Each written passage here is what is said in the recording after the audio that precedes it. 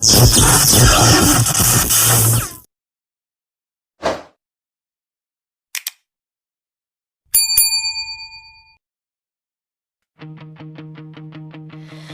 kahariang nababalot ng mga lihim, may mga aninong pilit nagkukubli. Ngunit kapag sumikat ang liwanag, walang dilim ang kayang manatili. At mula sa gitna ng unos, may isang tinig na hindi natitinag. Kapitana Nehayt.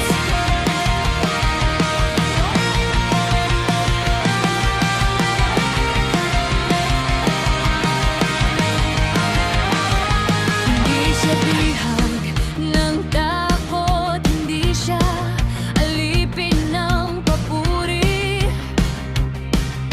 Habang ang iba'y abala sa pagtingala, siya'y nakatingin sa katotohanan. Sinusuri ang bawat galaw, binabasa ang pagitan ng mga salita. Kapag may bahid ng panlilinlang, hindi niya basta pinapalampas. Sa likodan na makarang palabas, may mga tanong na dapat sagutin. Habang tahimik ang karamihan, may isang tinig na patuloy na kumikiksing. Hindi bakal ang kanyang sandata, hindi apoy at hindi pana. Mas matalim pa kaysa espada ang real talk na puno ng katwiran. Matalas na real talk ni Kapitana Nehayt, parang kidlat na humahati sa dilim. Kapag tumama sa maling paniniwala, gumuguho ang pader ng ilusyon. Matalas na real talk ni Kapitana Nehayt, tatapasan ng talikalang bakal. Hindi natitinag, hindi napipigil kapag katotohanan ang ipinaglalaban.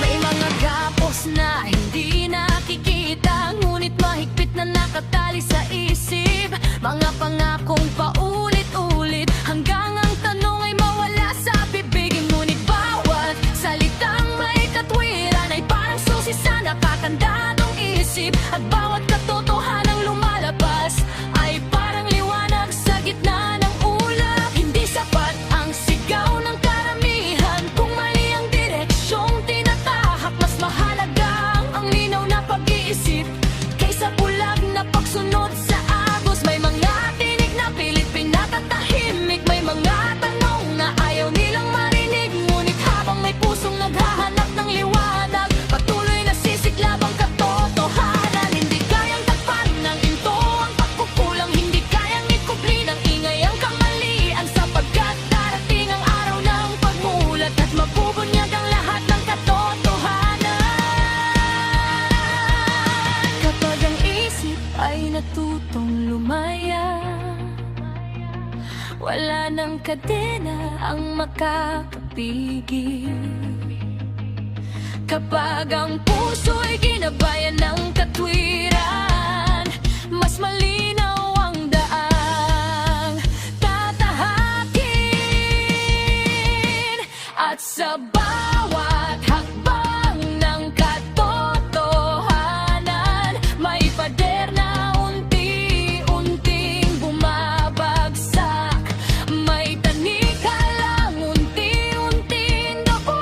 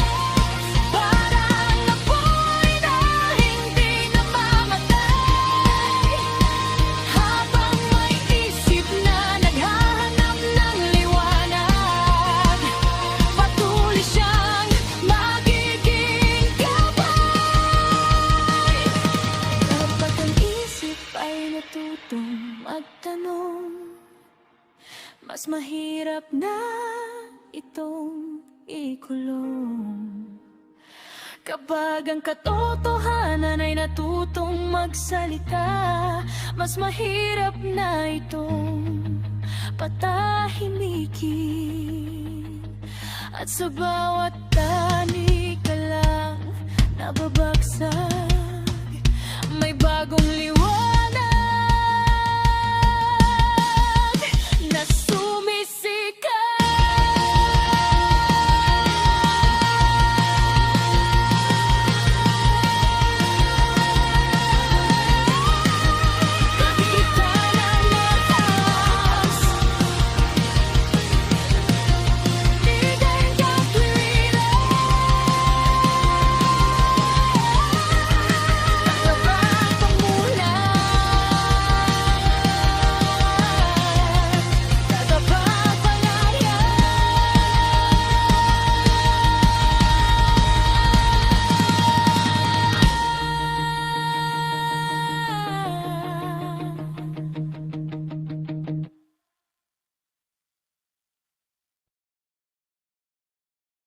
Sa likod ng kurtina ng kapangyarihan,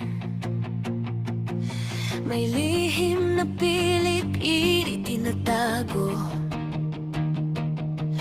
Ngunit may matang hindi natutulog. Kapitana Nehaidzang pangalan nito. Habang ang kaharian ay abala sa papuri, may mga tanong na ayaw nilang marinig.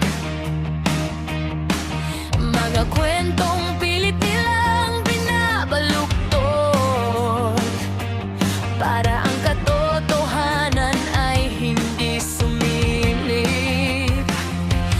Sinisilip ang maling galang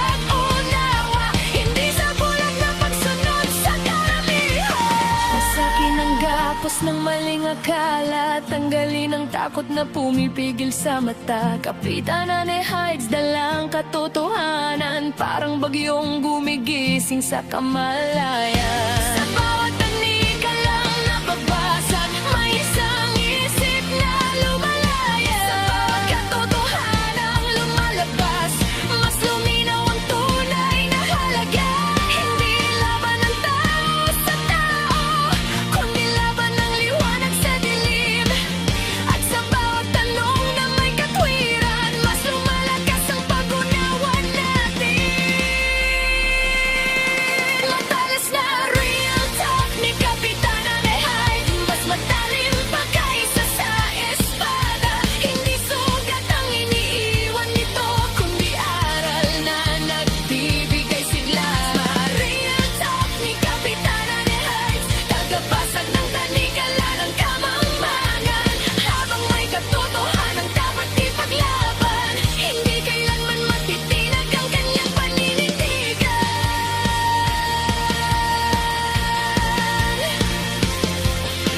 Kapag ang isik may malaya,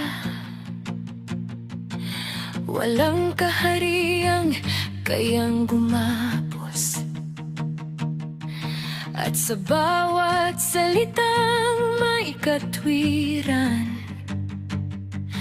unti-unting nabubuksan ang bukas.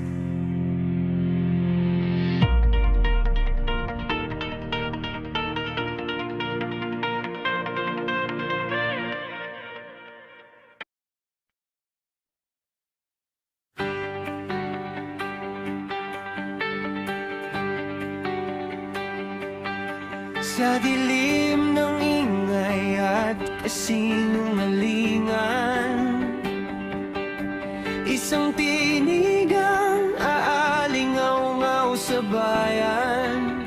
Handa na ba kayo?